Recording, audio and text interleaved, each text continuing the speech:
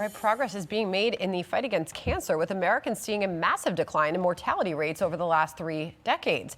The American Cancer Society finding that overall cancer mortality for people under the age of 50 has fallen 44% since 1990. The progress driven by declines in mortality rates for breast, lung, and brain cancers, as well as leukemia. Colon cancer, though, is the outlier, with researchers writing only colorectal cancer mortality increased by 1.1% per year since 2005, advancing it from the 5th most common cancer death in the early 1990s to first in 2023. Let's bring in Dr. Mark Siegel on all of this now, Fox News senior medical analyst and New York Times bestselling author of The Miracles Among Us.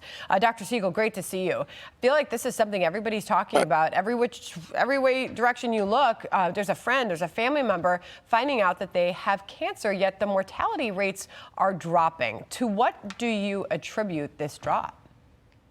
Well, you know, the main ones that you talked about, breast, good morning, Sandra, breast, lung, leukemia, the reason that they're dropping, the death rates are dropping, and we still have a situation where over 1 million young people under the age of 50 have died of cancer since 1990. So this is a big battle and war that's going on. But the reason breast cancer and leukemia is dropping is because of the fact that we're using better screening techniques with AI. We're diagnosing cancer earlier, lung also. We have advanced surgical techniques using robotics that we didn't have before. We have targeted therapies on the chemotherapy and immunotherapy where we literally can figure out which proteins are abnormal and we can target that. And in lung, we have prevention going on. We have fewer smokers than we used to have.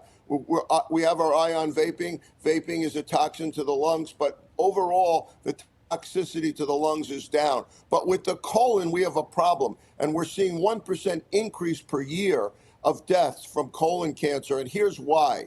The MAHA movement is right.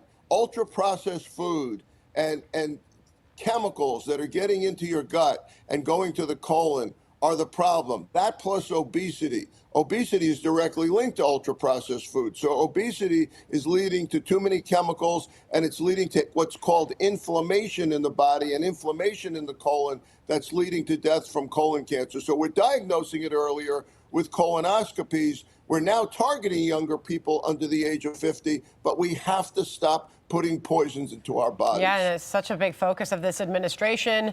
Obviously, targeting those processed foods is a big part of it. The Cancer Society saying the steady rise in colorectal deaths under 50 is even more alarming compared to the dramatic declines for lung and breast, even as breast cancer incidence is climbing. I want to ask you also about this new link found between obesity and dementia. This is a Washington Post article on the study. Dr. Siegel, having a higher body mass index increases the risk of vascular dementia by roughly 50 to 60%. This is according to the new study published in the journal in a new study that was just published. I want to ask you about that because obviously linking obesity to dementia, this is a lifestyle change that many could make to avoid the risk of dementia, Dr. Siegel. And this connects to two topics, as your producers often do, great two topics, because the Journal of Clinical Endocrinology and Metabolism is looking at a massive study coming out of Copenhagen and the United Kingdom, which looked at databases of over 130,000 people, Sandra, over decades, and found that if you have a gene, a certain genetic predisposition to obesity, and then you get obese, your chances go up of vascular dementia, where you're not getting the right blood flow to the brain. That's a certain kind of dementia that's very common. Why is that? The same inflammation that I'm talking about from obesity that I just mentioned with cancer also affects the brain. That plus high blood pressure, which also affects the brain and leads to dementia.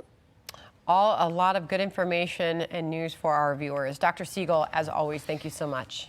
Hey everyone, I'm Emily Campagno. Catch me and my co-hosts Harris Faulkner and Kaylee McEnany on Outnumbered every weekday at 12 p.m. Eastern, or set your DVR. Also, don't forget to subscribe to the Fox News YouTube page for daily highlights.